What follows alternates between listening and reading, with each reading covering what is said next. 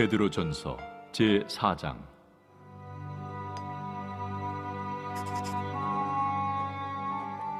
그리스도께서 이미 육체의 고난을 받으셨으니 너희도 같은 마음으로 갑옷을 삼으라.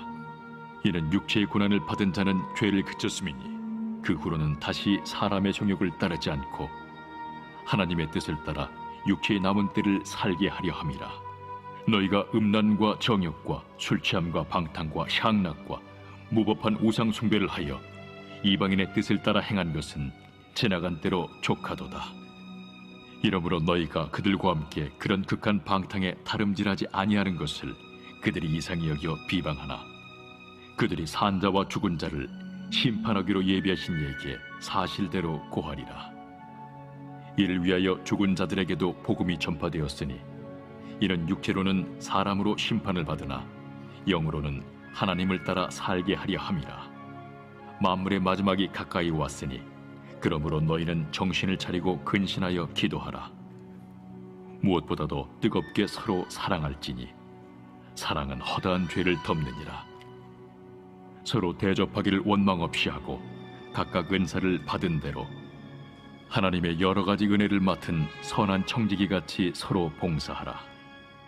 만일 누가 말하려면 하나님의 말씀을 하는 것 같이 하고 누가 봉사하려면 하나님이 공급하시는 힘으로 하는 것 같이 하라.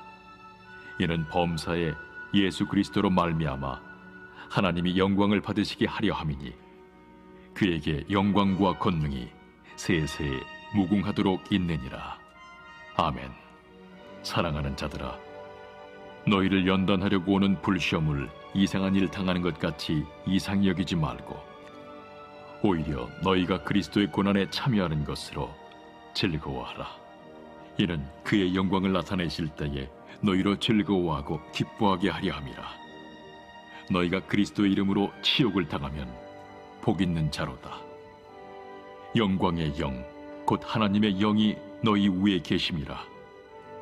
너희 중에 누구든지 살인이나 도둑질이나 악행이나 남의 일을 간섭하는 자로 고난을 받지 말려니와 만일 그리스도인으로 고난을 받으면 부끄러워하지 말고 도리어 그 이름으로 하나님께 영광을 돌리라. 하나님의 집에서 심판을 시작할 때가 되었나니 만일 우리에게 먼저 하면 하나님의 복음을 순종하지 아니하는 자들의 그 마지막은 어떠하며 또 의인이 겨우 구원을 받으면 경건하지 아니한 자와 죄인은 어디에 서리요. 그러므로 하나님의 뜻대로 고난을 받는 자들은 또한 선을 행하는 가운데 그 영혼을 미쁘신 창조주께 의탁할지어다. 제5장. 너희 중 장로들에게 권하노니 나는 함께 장로된 자요 그리스도의 고난의 증인이요 나타날 영광에 참여할 자니라.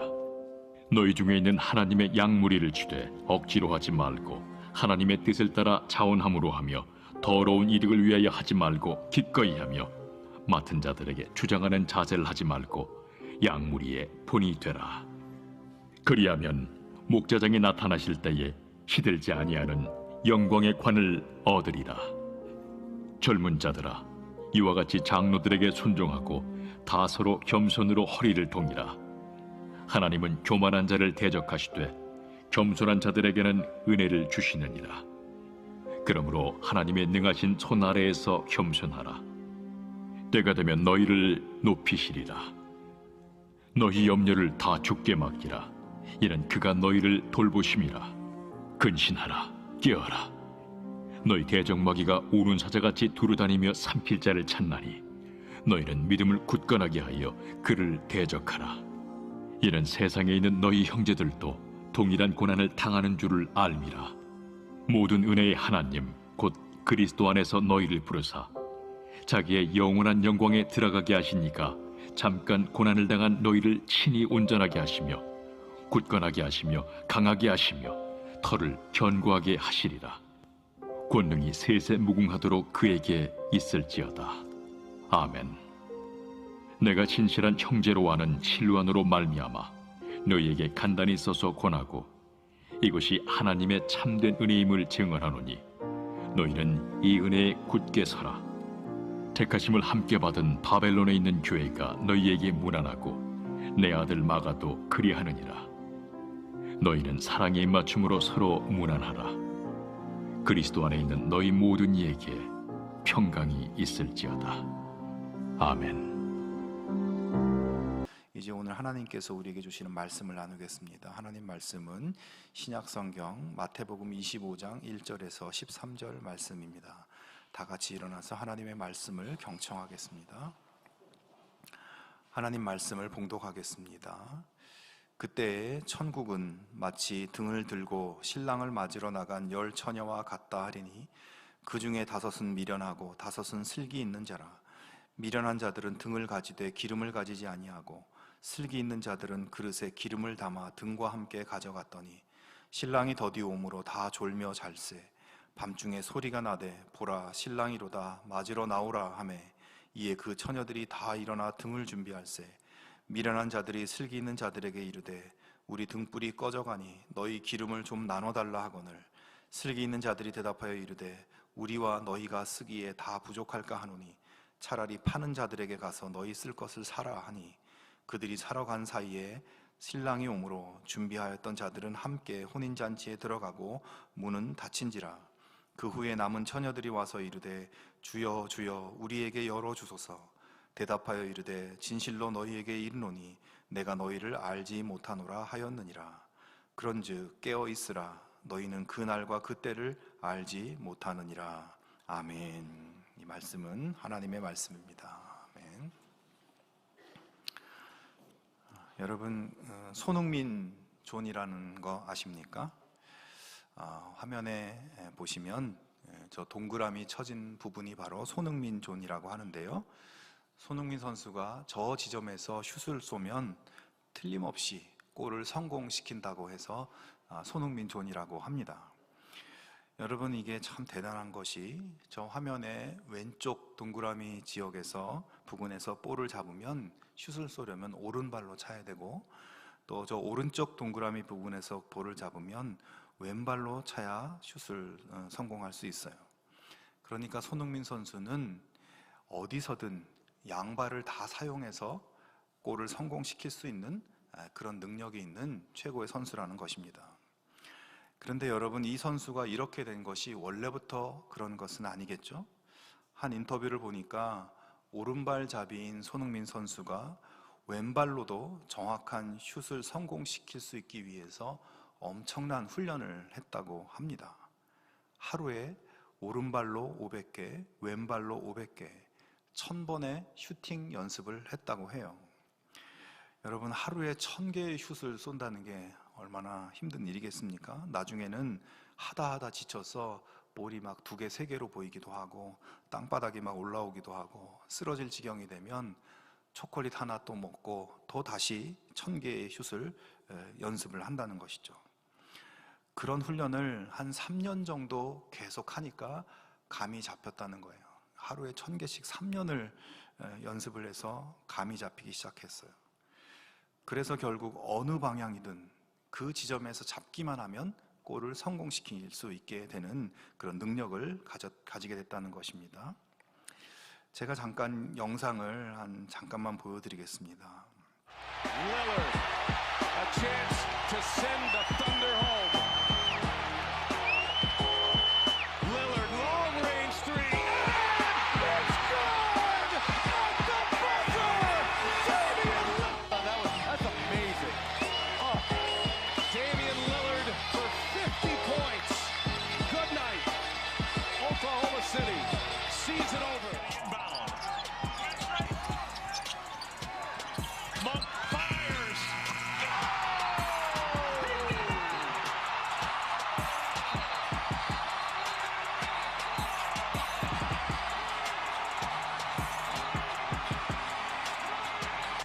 Hornets got a pair. Lamb lost it. Has the fire. Oh! Jeremy Lamb wins it. Unbelievable. What just happened? Toronto. Good golly, Miss Molly. He did it. This crowd is done. Jeremy Lamb, the shot of a lifetime. Just like you draw it up. That's how you win a game. Jarrell Arthur looking for the baseball.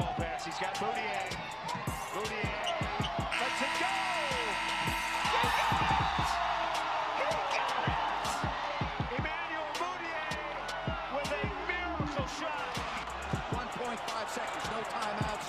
Tyreek at the hole.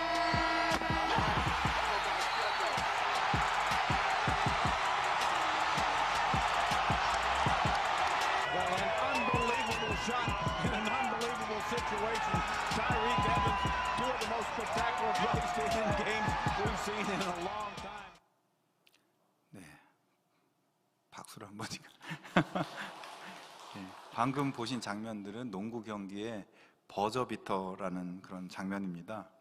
팀이 지고 있고 시간은 뭐 한 1초, 2초밖에 남지 않은 상황 속에서 이제 모두가 졌다라고 포기할 수밖에 없는 그런 상황인데, 그 불가능하다고 생각되는 그 순간 아주 먼 거리에서 슛을 던졌는데 이게 성공해가지고 기적같이 경기를 승리하게 되는 그런 경우입니다. 그런데 여러분, 이 버저비터 골은 보면 아주 우연히 재수 좋아서 들어간 것 같지만 사실은 그런 것이 아니라고 해요. 이런 버저비터를 위해서 농구 선수들이 하루에 수백 개씩, 수천 개씩 슛을 쏘는 연습을 한다는 것입니다. 그렇게 평소에 준비하고 훈련해야만 실제 그 상황이 왔을 때 정말로 슛을 성공시킬 수 있다는 것이에요.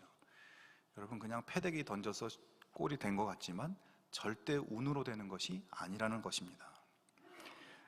준비를 잘하는 사람들에게 기회가 오고 성공이 온다는 것이에요. 스포츠건 어떤 분야건 우리의 신앙생활에서도 평소에 얼마나 준비하고 연습하고 훈련해 왔는가, 이것이 상당히 중요하고 성공이라는 결과는 그런 준비가 쌓이고 쌓여야만 이루어지게 된다는 겁니다. 여러분, 우리 성도들의 신앙생활의 목적은 무엇입니까? 여러분은 왜 신앙생활 하십니까? 어렵게 생각하지 마시고 신앙생활의 1차 목표는 하나님 나라입니다. 쉽게 말해서 천국 가려고 예수 믿는 거죠. 그러니까 오늘 우리가 이 땅에서 믿음 생활하는 것은 천국 갈 준비를 하는 것입니다. 이 개념 정리를 잘 할 수 있으면 좋겠어요. 물론 우리는 지금 현재 예수님을 믿음으로 하나님의 자녀가 돼서 하나님의 다스림을 받는 천국 백성의 삶을 이미 시작했습니다. 하지만 여러분, 우리가 살고 있는 이 세상의 삶을 보면 여러 가지 불의와 고통과 갈등과 이런 여러 가지 아픔의 일들 때문에 많은 사람들이 신음하고 우리도 때로는 그것들 때문에 힘들어하고 있죠. 천국 백성의 삶을 이미 시작했지만 세상은 그렇단 말이에요. 그러니까 하나님 나라는 시작됐지만 그 나라의 완성은 예수님이 오실 때, 다시 오실 때, 그 재림의 때에 하나님 나라가 완전히 이루어진다는 것입니다. 그러므로 우리는 예수님이 다시 오셔서 완성하실 하나님의 나라를 기다리면서 그때를 준비하는 생활을 지금 우리가 하고 있는 것입니다. 자, 그러면 주님은 언제 다시 오십니까? 그것은 아무도 모르죠. 주님의 재림은 성경에서도 마치 도둑처럼 아무도 모르게 온다는 것입니다. 그리고 그때를 위해 잘 준비한 사람은 완전한 하나님 나라의 잔치에 들어갈 수 있게 되고, 그렇지 못하면 천국 잔치에 참여하기가 어렵다는 것이죠. 성도 여러분, 우리 모두가 주님의 재림의 때, 천국이 완성되는 그때를 잘 준비해서 천국 잔치의 기쁨을 우리 모두가 함께 누리게 될 수 있기를 축원합니다. 자, 그렇다면 어떻게 준비하는 것이 예수님 만날 준비, 천국 갈 준비를 잘하는 것인가? 무슨 준비를 어떻게 하는 것이 좋은 것인가? 오늘 우리가 함께 읽은 말씀 속에서 그런 부분들을 좀 생각해 보려고 합니다. 오늘 본문에서 예수님은 10명의 처녀들을 등장시킵니다. 이 10명의 처녀들은 등을 들고 신랑을 맞으러 나갔다고 되어 있습니다. 자, 신랑을 맞으러 나갔다는 이 말은 이 이야기의 배경이 결혼식 잔치라는 것을 보여주는 것이죠. 여기서 유대인들의 혼인잔치에 대해서 조금 살펴보면, 먼저 그들의 혼인잔치는 저녁에 시작됩니다. 그리고 혼인잔치의 장소는 무슨 예식장이나 이런 것이 아니라 신랑의 집에서 결혼식, 그리고 결혼식 잔치가 있게 된다는 거예요. 잔치가 시작된 신랑의 집에는 집안 어른들이나 친척들이나 동네 손님들이나 신랑 친구들, 신부 친구들, 많은 사람들이 모여서 음식을 나누고 즐거워하면서 그렇게 시작이 됩니다. 그렇게 결혼잔치에 흥이 막 고조되면 이제 신랑이 신부를 데리러 신부의 집으로 출발합니다. 그 당시에 이 결혼식이 주로 이 형제 자매가 동네 안에서 만나가 이루어졌기 때문에 신랑이 신부 집에 가서 신부를 데리고 와서 파티 장소에 짠 하고 등장하면 이때가 결혼식의 아주 절정, 최고의 순간이 되는 것이죠. 자, 바로 그때 신랑이 신부를 데리고 결혼잔치로 짠 하고 등장하는 그 가장 중요한 순간에 특별히 신부의 친구들은 멋진 예복을 입고 환영의 등불을 들고 신랑을 환영하며 그렇게 맞이하는 그런 일들을, 그런 역할을 이 신부 친구들이 담당한다고 합니다. 자, 오늘 본문에서도 그렇게 신랑이 신부를 데리러 갔고 10명의 신부 친구들은 옷을 잘 차려입고 환영의 준불을 준비해서 그걸 환하게 켜놓고 신부를 데리고 올 신랑을 기다리고 있는 것입니다. 자, 여기까지는 당시에 흔히 볼 수 있는 아주 평범한 결혼식 모습이죠. 자, 그런데 여기서 문제가 하나 벌어집니다. 10명의 처녀들이 등불을 준비하고 신랑이 오기를 기다리고 있는데 아무리 기다려도 신랑이 오지를 않는 거예요. 당시 실제 결혼잔치에서 어떤 신랑들은 신부를 데리고 이렇게 와야 되는데 사람들이 다 기다린단 말이죠. 그래서 그 기다리는 사람들을 조금 골탕을 먹이려고 일부러 늦게 오는 그런 장난기 있는 신랑들도 있었고, 또 어떤 경우는 신부 아버지가 아주 까탈스러워가지고 이 트집 저 트집 잡으면서 신부를 보내주지 않아서 신랑이 늦는 경우가 있었다고 합니다. 오늘 본문에서도 신랑이 밤이 아주 깊었는데도 도무지 오지를 않는 거예요. 그래서 어떻게 되었습니까? 5절을 보면 신랑이 더디 옴으로 다 졸며 잘세라고 되어 있습니다. 신랑이 예상했던 것보다 너무 늦게 오는 거예요. 밤 12시가 넘어서 1시, 2시, 3시가 돼도 안 오니까 기다리던 열 처녀는 모두 다 졸다가 잠이 들었다는 것입니다. 자, 그렇게 신랑은 오질 않고 신랑을 환영해야 할 처녀들은 잠이 든 채로 시간이 계속 흘러갑니다. 그러다가 드디어 이제 저 멀리서 그렇게 기다리던 신랑이 나타납니다. 사람들은 야, 저기 신랑이 온다 소리를 지릅니다. 잠들었던 처녀들이 벌떡 일어났겠죠. 자, 그런데 그 순간 문제가 있습니다. 그들이 신랑을 맞이할 때 들고 나가야 할 등불이 그동안 밤새 켜놓는 바람에 힘없이 꺼져가고 있는 것이에요. 신랑이 너무 늦게 오는 바람에 등불에 기름이 바닥이 난 것입니다. 열 처녀들은 사실 오직 그 순간을 위해서 옷도 차려입고 등불도 준비한 것인데 불이 꺼져가니까 얼마나 난감하겠습니까? 하지만 이때 10명의 처녀들 중 5명은 별로 당황하지 않습니다. 그들은 신랑을 맞이하기 위해서 등불만 준비한 것이 아니라 기름도 따로 준비했다는 것이에요. 혹시 신랑이 늦을지도 모르는 그 상황을 대비해서 그렇게 한 것입니다. 그리고 그 미리 준비한 기름을 그래서 등불에 재빨리 채우고 신랑을 맞이하러 뛰어나갑니다.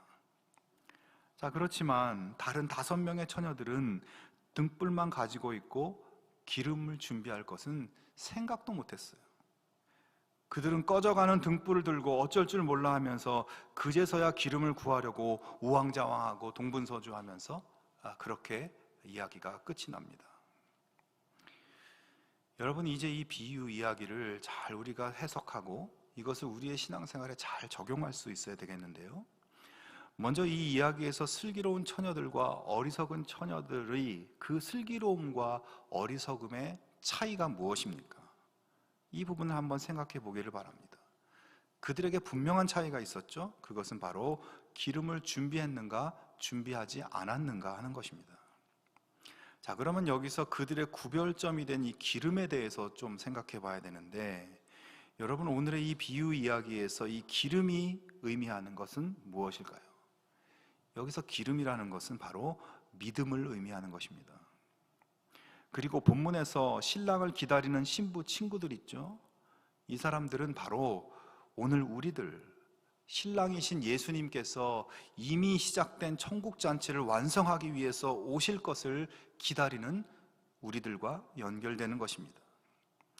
자, 그런데 우리가 언제 오실지 모르는 신랑을 기다리는 이 땅의 삶을 사는 동안 날이 저물고 밤이 깊어집니다. 여러분, 이것은 우리가 예수님을 기다리며 살아갈 때에 이 세상이 밤과 같이 어둡고 앞이 하나도 보이지 않는 그런 캄캄한 시간을 우리가 만날 수 있다는 것입니다. 여러분, 이 땅에 살면서 그 누구도 평생 낮과 같이 환하고 밝은 시간만 보내는 사람은 없습니다. 인생의 밤은 누구에게나 찾아오고 예수님을 믿는다고 밤과 같은 어둠의 시간이 그냥 피해가는 것이 아닙니다. 밤은 슬기로운 처녀에게나 어리석은 처녀에게나 모두에게 찾아오는 것이에요. 문제는 그 밤을 끝까지 버틸 기름, 이 어둠의 세상을 끝까지 견딜 믿음이 우리에게 있느냐 없느냐 하는 것입니다. 오늘 본문 바로 앞에 24장 13절에 보면 주님께서는 끝까지 견디는 자는 구원을 얻으리라 말씀합니다. 자, 이 말씀은 신랑이 언제 올지 모른다, 재림의 날이 언제인지 모른다, 그래서 그 사이에 어둠이 찾아오고 고생스러운 일들이 닥쳐올 수 있다. 하지만 끝까지 견디는 자는 구원을 얻는다. 여러분, 여기서 끝까지 견딘다는 것은 무엇일까요? 끝까지 하나님을 떠나지 않는 것, 끝까지 하나님께로부터 멀어지지 않는 것. 하나님을 떠나지 않는다는 것은 무엇입니까? 바로 믿음을 지킨다는 것입니다. 우리가 주님이 다시 오셔서 천국을 완성하시는 그날까지 주님을 똑바로 믿고 믿음 생활을 잘 해나가야 되는데, 그동안에 견디기 힘든 어려움이나 고난이 오고 그런 것들이 때로는 아무리 해도 출구가 없어 보이고 고난의 시간이 길어지면 우리는 하나님을 떠나는 유혹에 직면하게 됩니다. 하나님이 아닌 다른 것에 눈을 돌립니다. 눈에 보이지도 않는 하나님께 대한 믿음을 슬쩍 내려놔 버리고 하나님에게서 멀어지고 하나님보다 더 확실해 보이는 그런 것들을 붙잡으려고 합니다. 하나님 대신 물질을 섬기도록 하는 유혹이 다가옵니다. 여러분, 이스라엘 백성들이 하나님 대신 우상을 섬겼던 것처럼 지금도 실제 예수 믿다가 힘들어지고 생활이 어렵고 그렇게 고통이 찾아오면 어떤 사람들은 점집도 찾아가고 보살집도 찾아가고 그런 신자들이 있어요. 약해지게 만드는 것들이 자꾸 도전해 옵니다. 그래서 끝까지 견디지 못하게 합니다. 여러분, 오늘 본문에서 어리석은 처녀들의 믿음을 어떻게 비유할 수 있을까요? 그들은 웬만큼 믿으면 된다고 생각하는 사람들과 같다고 할 수 있습니다. 웬만큼 믿으면 된다. 기름은 충분히 준비하지 않고 적당히 준비했던 것처럼 적당한 선에서 믿는 것으로 충분하다라고 생각하는 거죠. 부담 없이 믿는 것이 좋다고 생각하는 겁니다. 예수 믿는 것을 취미생활처럼 하는 것이죠. 골프도 쳐야 되고 여행도 가야 되고 친구도 만나야 되고 텃밭도 가봐야 되고 그리고 예수도 만나야 되고 그 중에서 하나를 내가 선택하는 것이에요. 예배는 드리고 있지만 마음은 거기가 있습니다. 그래서 예배는 오전에 대충 빨리 끝내버리든지 영상으로 처리해버리고 오후부터 있을 나를 위한 잔치를 향해서 달려갑니다. 하나님이 주인이 아니라 내가 주인이고 내가 나의 즐거움을 위해서 살아가고 그런 선택을 하는 것, 주도권이 나에게 있는 것이에요. 오래 신앙생활을 하다 보니까 신앙생활의 내용은 없고 형식과 습관의 껍데기만 남은 것입니다. 등불이라는 껍데기는 있는데 기름이라는 내용이 없는 신앙인들이죠. 여러분, 이런 사람들의 믿음은 초저녁에는 그 실체가 드러나지 않습니다. 다 똑같아 보이죠. 슬기로운 처녀들과 별로 다르지 않아 보입니다. 하지만 정말 깊은 밤이 되면 그 믿음의 바닥이 드러나게 됩니다. 끝까지 견디질 못합니다. 그러다가 결국 정말 천국잔치에 못 들어가는 비극도 맞이하게 됩니다. 왜 그렇습니까? 믿음이 준비되지 않아서, 있던 믿음도 다 바닥나서 그렇게 돼버리는 것이죠. 슬기로운 처녀들의 믿음은 전부를 거는 믿음이었습니다. 적당히 웬만큼 부담 없이 믿는 그런 믿음이 아니었어요. 세상이 뭐라고 해도 너무 꼭 그렇게까지 예수를 믿어야 되냐, 적당히 중간만 해라, 그런 소리를 들어도 하나님 나라를 위해서, 신랑이신 예수님을 기쁘게 맞이하기 위해서 있는 힘껏 준비하고 하나님 나라를 위한 부담을 떠안는 것이에요. 나에게 이익이 되는 만큼만 믿는 것이 아니라 내 것을 희생하기까지 믿는 믿음입니다. 내가 몸이 아파도 교회 가서 아프고 교회 가서 예수님 앞에서 죽겠다, 이렇게 결단하고 믿는 믿음입니다. 그렇기 때문에 환난이 깊어져도 믿음을 버리지 않습니다. 성도 여러분, 우리의 믿음이 지금은 진짜인지 가짜인지 알 수 없습니다. 누구에게나 찾아오는 밤이 깊어지고 환난이 깊어지면 그때 믿음의 바닥이 어디쯤인지 드러나게 되어 있습니다. 그러므로 사랑하는 여러분, 우리 모두에게 누구에게나 찾아오는 깊은 밤까지 견딜 만한 믿음을 소유하고 준비할 수 있는 여러분이 될 수 있기를 바랍니다. 그래서 정말 결정적인 순간에 결정적인 슛을 골로 연결시킬 수 있는 우리 모두가 되기를 주님의 이름으로 축원합니다. 자, 그러면 우리의 믿음은 어떻게 준비하고 어떻게 훈련해야 하는 것인가? 성경에 보면 믿음은 들음에서 난다라고 말합니다. 뭘 듣는다는 겁니까? 하나님 말씀을 듣는다는 것이죠. 여러분, 우리가 말씀을 들어야 믿음이 생기고 말씀이 쌓여야 믿음이 준비되는 것이에요. 그렇게 우리 안에 말씀이 차곡차곡 쌓여서 믿음이 준비되면 아무리 고난이 몰려오고 불의와 유혹이 덤벼들어도 끝까지 견딜 수 있게 되고, 언제 오실지 모르는 예수님이 지금 오시더라도 기쁨으로 예수님을 맞이할 수 있는, 그리고 천국잔치에 들어갈 수 있게 되는 것입니다. 사랑하는 성도 여러분, 하나님의 말씀을 더 많이 보고 더 많이 듣고 더 깊이 묵상함으로 준비하는 여러분의 신앙생활 될 수 있기를 바랍니다. 말씀의 훈련을 잘 받고, 여러분 그렇게 해야 깊은 밤을 견딜 믿음이 쌓이고 준비가 되는 것입니다. 우리 교회는 여러분이 정말 슬기로운 처녀처럼 믿음의 준비를 잘할 수 있도록 말씀에 접하고 말씀에 훈련할 수 있는 기회를 많이 제공해 드리려고 노력하고 있습니다. 여러 가지 제자 훈련 과정과 성경을 읽고 배우는 과정들, 그리고 이번 전교인 수련회도 무엇보다 집중해서 말씀을 듣고 기도하는 시간이에요. 이런 것을 통해서 우리의 믿음이 잘 준비되면 어떤 폭풍도 끝까지 견디는 강력한 믿음의 사람들로 세워지게 될 것입니다. 그 은혜를, 그 축복을 다 받아 누리는 여러분 되실 수 있기를 축원합니다. 자, 오늘 본문에서 마지막으로 한 장면만 더 생각해 보려고 합니다. 본문에서 신랑이 도착했을 때 어리석은 처녀들이 슬기로운 처녀들에게 기름을 조금 나누어 달라고 이야기를 하죠. 그런데 슬기로운 처녀들이 어떻게 합니까? 매몰차게 거절해 버립니다. 자, 그러자 어리석은 처녀들이 어떻게 하죠? 발을 동동 구르며 기름을 구하러 나갑니다. 뒤늦게 기름을 구해서 다시 돌아오지만 잔치집의 문은 닫히고 그들은 잔치에 참여하지 못하게 됩니다. 여러분, 여기서 보통 이 슬기로운 처녀들, 참 슬기롭다는 말이 여러 가지 의미가 있겠지만 성품도 착하고 좀 너그러울 것 같지 않습니까? 기름이 없어서 어쩔 줄 몰라 하는 그 친구들에게 조금 나누어 주면 좋을 것 같지 않습니까? 뭐 그렇게 인색하게 그러냐? 그런데 결정적인 순간에 그들은 냉정하게 말하고 행동하죠. 왜 그럴까요?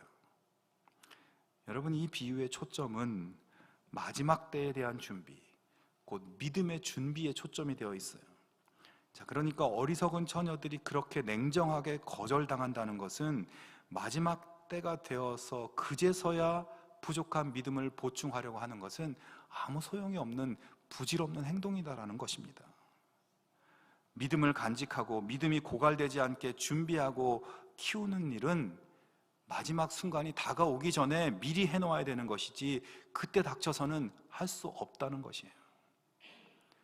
아직 여유 있다 싶을 때 믿음의 기름을 충만하게 채워 놓아야 깊은 밤을 견딜 수 있다는 것입니다. 여러분, 그리고 믿음은 남에게 빌려줄 수 있는 것이 아니지 않습니까? 내 믿음을 다른 사람에게 나눠줄 수도 없고 내 믿음이 부족하다고 다른 사람들에게 믿음을 꼬을 수도 없는 것입니다.